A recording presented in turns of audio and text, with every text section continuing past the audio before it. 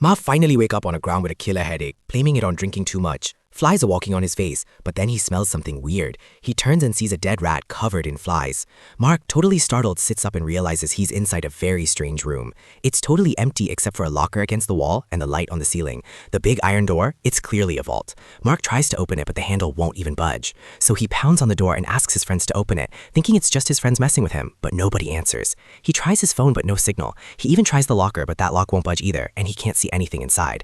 He tries to sniff the locker, and those flies are back, bugging him again. He looks for security cameras, but nope, nothing. He threatens to pee in the room if they don't get him out soon. Still no answer. So he just pees on the wall, totally insulting whoever put him there.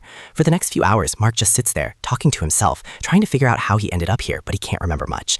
He realizes that if no one comes for him soon, he's gonna have to poop on the floor. Then he starts yelling, saying he's hungry, thirsty, and needs to call his boss because he's missing work. He pounds on the door, even takes off his belt to make more noise, but it's totally useless. After several minutes of complaining about no one answering and that awful rat smell, Mark starts kicking the locker. Still nothing. Then he climbs on top of the locker, demanding to be let out, yelling again, but it's no good. The next day, maggots are all over the rat's body. Mark had slept on the floor again, and when he wakes up, nothing's changed. He checks his phone, accidentally drops it, and it breaks. Not that it mattered anyway, still no signal. He can't deal with his thirst anymore, so Mark decides to pee in his shoe and drink it to stay hydrated. Gross, right? It tastes disgusting, so he tries to pretend it's beer. After some more yelling, he puts on the wet shoe before kicking the rat towards the door. Then he hits the light and sees something inside. He hits it harder to make it fall, and boom, a key. Mark's scared of what he might find, but he opens the locker anyway. Inside are 2 gas canisters and some tools. First, Mark tries the hammer and chisel on the door. It totally ruins the paint, but doesn't even dent the metal. Next, he struggles with the canisters until he finds a tool that helps him open them. Putting all the equipment together takes a while because he's not familiar with it, but eventually he gets it to work, and now he's got a functioning blowtorch. He immediately aims the flame at the sprinkler on the ceiling, but nothing happens. Then Mark uses the blowtorch on the door. It makes a burnt mark on the metal, but it won't break it. He tries hitting the burnt area with the hammer, but that's pointless too.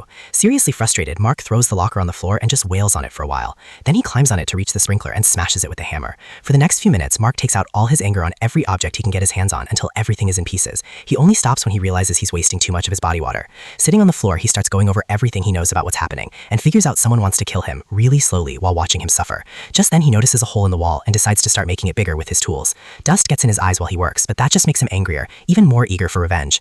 Even when he hurts his hand with the hammer, Mark keeps on working, only stopping when he needs a break to get his energy back. Eventually he's just too drained and it's hard to breathe, so he inhales some gas from the container, which makes him pass out. Thankfully he wakes up quickly and closes the tank before anything bad could happen. Next he eats the maggots from the rat's body, sarcastically saying they're healthy and organic. They taste disgusting, but he eats as many as he can. Eventually he pees in his shoe again and drinks it, and that almost makes him puke. After working on the wall for a while, Mark hits the metal reinforcements. He immediately grabs the blowtorch and actually laughs as he uses the flame to successfully break through the metal. Thinking he's reached the middle of the wall, he announces he'll be out soon. Then he just falls asleep right on top of the locker. Later, the flies wake Mark up again, and he immediately starts working on the hole. This time, he laughs long enough to finally get to the other side. Nobody answers when he talks, so he just keeps working until the hole is big enough for him to push his body through.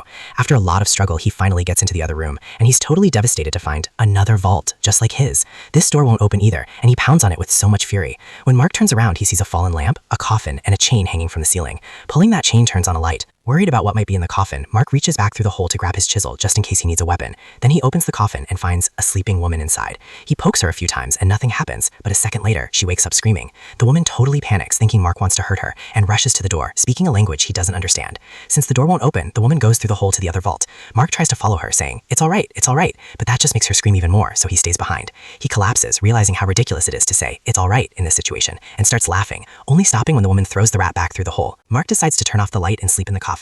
Meanwhile, the woman checks out her vault and pees in a corner. The next day, the woman crosses back through the hole with the chisel in hand and pokes Mark until he wakes up. He sees they're still trapped, turns over, and tries to go back to sleep. So the woman turns on all the lights and gives him the chisel. Mark falls off the coffin trying to get out, and then the woman gives him the hammer, clearly wanting him to make another hole. After making her choose their next wall, Mark makes the woman hold the chisel while he hammers, but she's scared of getting hurt and pulls her hands back. Since she won't cooperate like that, Mark agrees to hold the chisel and let her do the hammering. The woman doesn't hit strong enough and the wall doesn't even get a scratch, so Mark has no choice but to do it all himself again. Whenever he takes a break, she tries to do a little work too, only to hurt her hand. Mark keeps wondering who put him here while watching her, and he starts to feel attracted to her. Suddenly, the woman runs to the other room to pee, and Mark follows her. She immediately grabs a glass shard to defend herself because she thinks he wants to hurt her. He throws one of his shoes at her and uses gestures to ask her to pee in it so he can drink it.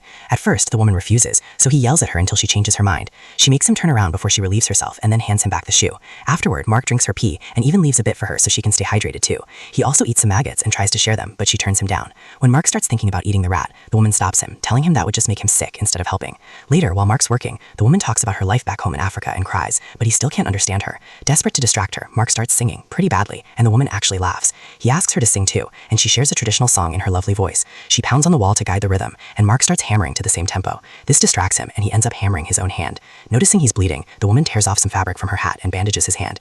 Now Mark has no choice but to hold the chisel and let her do the hammering. Even though she's super slow, she accidentally hits his hand anyway, but he says it's fine and makes her keep going. Suddenly, the handle on the door moves. The woman rushes to open it, but no luck. Mark follows her to try too, but it doesn't work either. He pounds on the door, yelling for help, and the woman just cries. Refusing to give up, Mark goes back to the wall and makes the woman start hammering again. Just then, the handle on the door moves again, and the woman rushes to open it, still won't budge. A furious Mark threatens to torture and kill their captors one day before the duo gets back to work. As soon as the woman starts hammering, the handle moves again. Mark points out that it's a trap and tells her to ignore it. The more they hammer, the more the handle moves, and it only stops if they turn around. Once they realize this, the duo starts moving towards the door, but they walk backwards so they don't look at it. This time, they actually manage to open the door and enter the other room, which is also a vault. Here they find an open grave, a red tombstone with no inscription, and a fallen chandelier. Mark checks the grave, finds nothing inside, so he assumes it's for them.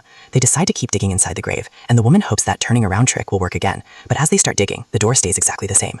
After many hours of digging, Mark collapses with a light fever. He furiously starts yelling insults at their captors, and wonders if they want him to eat the woman. She thinks she's about to die, but Mark swears he'll never do such a horrible thing and has a total breakdown. Then the woman pulls at his arm, and when he refuses to move, she slaps him. Mark doesn't have the strength to stand up, so the woman keeps kicking him and pulling his arms until she can push him out of the hole. Now it's her turn to have a breakdown, but unlike Mark, she yells at God instead of their captors. Then she puts her tears in Mark's mouth to hide him. Getting totally desperate, she undresses Mark, and they end up getting naughty on the floor. After a good nap, Mark wakes up next to his partner instead of flies. He crawls to the coffin to tear off the upholstery and puts it on top of the woman as a blanket before falling asleep again. Moments later, the handle on the door starts rotating, and Mark quickly wakes the woman up so they can move. They're both super weak and can barely stand, but they offer each other support to move backwards without looking at the door. When it finally opens, they turn around and are shocked to discover they're in paradise. It seems they were Adam and Eve all along, and they had to learn their right to happiness after lots of teamwork and effort. So, make sure to subscribe and turn on notifications so you can watch more videos like this. Thanks for watching.